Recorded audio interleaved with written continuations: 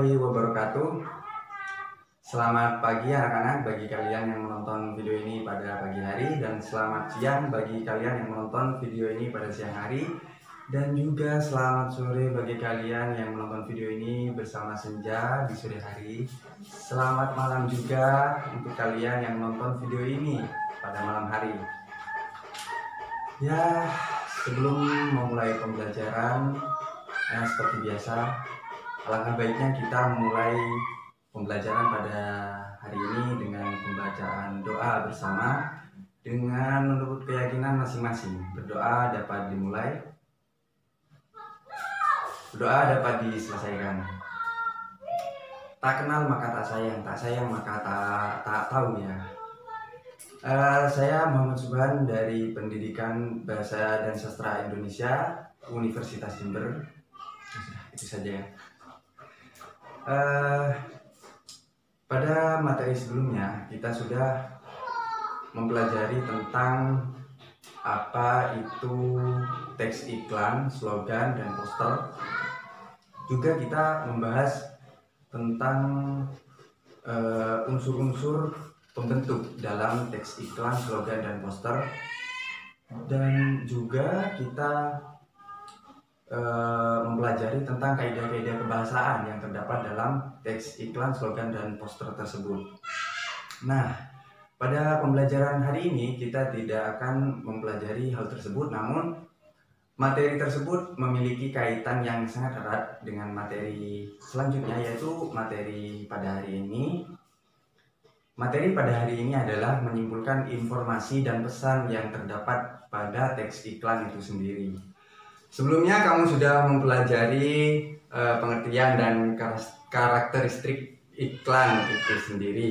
Bahkan mungkin kamu lebih memahami perbedaan iklan, slogan dengan poster. Nah, adapun maksud iklan itu sendiri kamu pahami secara lebih lengkap berdasarkan unsur pembentuknya, yaitu meliputi sumber, pesan, media, penerima, efek, umpan balik, dan konteks. Jadi yang dimaksud sumber itu sendiri adalah pemasangan iklan yang berinisiatif dan penyandang dana dari pemasang iklan itu. Mengerti kan? Lalu setelah sumber yaitu pesan. Pesan adalah informasi yang disampaikan oleh iklan itu sendiri. Yang ketiga yaitu adalah media. Media adalah sarana yang digunakan, misalnya media cetak, elektronik, dan sarana-sarana lainnya yang dapat digunakan sebagai sarana untuk mempromosikan iklan itu sendiri. Lalu yang selanjutnya yaitu penerima.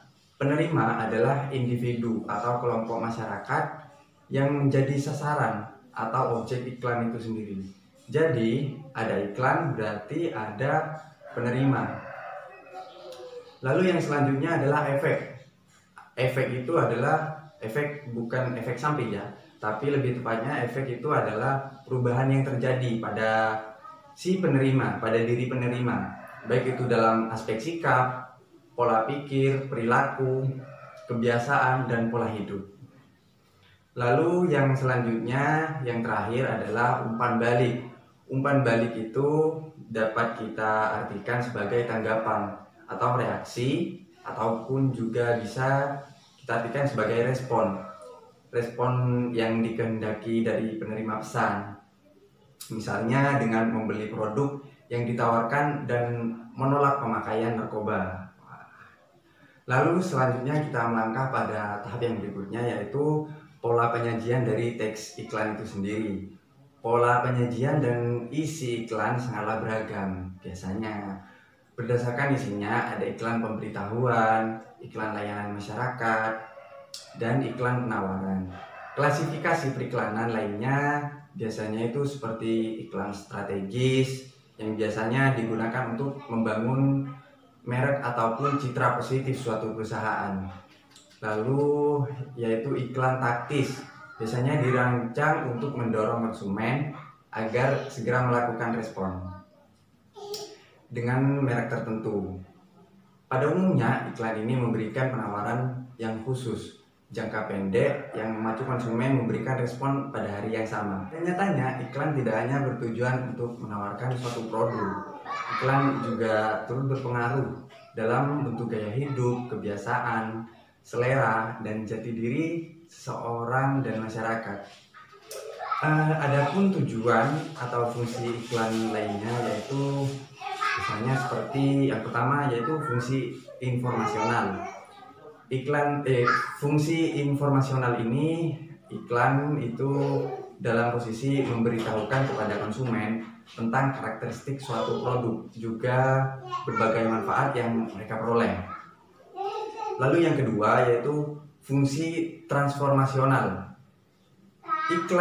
Pada fungsi transformasional ini, iklan berusaha untuk mengubah sikap-sikap yang dimiliki oleh konsumen terhadap merek, pola-pola belanja, gaya hidup, dan teknik-teknik mencapai sukses. Dibandingkan dengan teks lain, iklan merupakan teks yang sangat ringkas. Hal itu terkait dengan uang yang diperlukan dan biaya yang harus dikeluarkan. Semakin luas ruang yang diperlukan untuk penayangannya, semakin besar biayanya. Oleh karena itu, kata-kata dalam iklan harus diperhitungkan keefektifannya. Hindarilah kata-kata ataupun ilustrasi yang tidak perlu, sebab hal tersebut akan menyebabkan pengeluaran biaya yang cukup besar, yang lumayan besar dan mungkin akan lebih besar.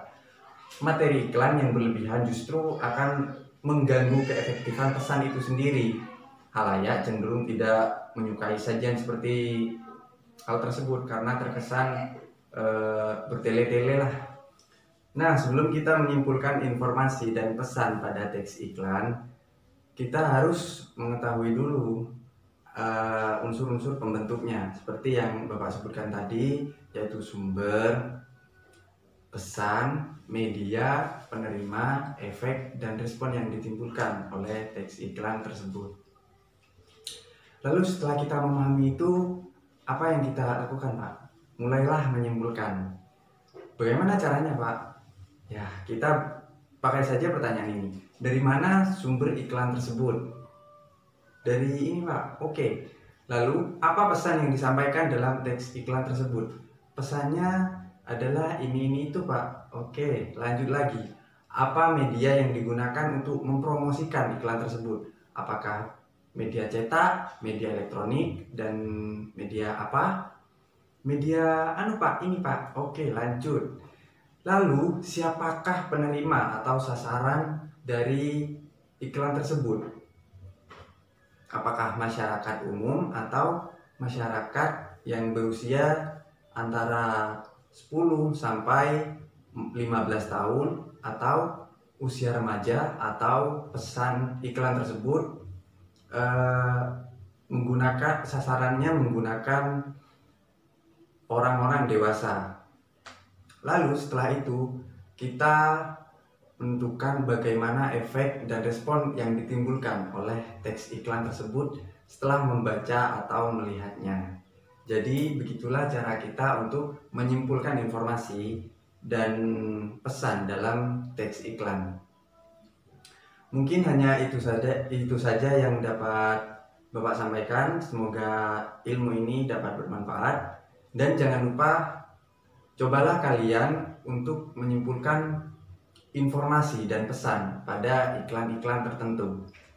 Misalkan seperti iklan sampo atau iklan makanan dan apapun itu.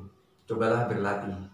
Sekian dari saya, terima kasih. Wassalamualaikum warahmatullahi wabarakatuh.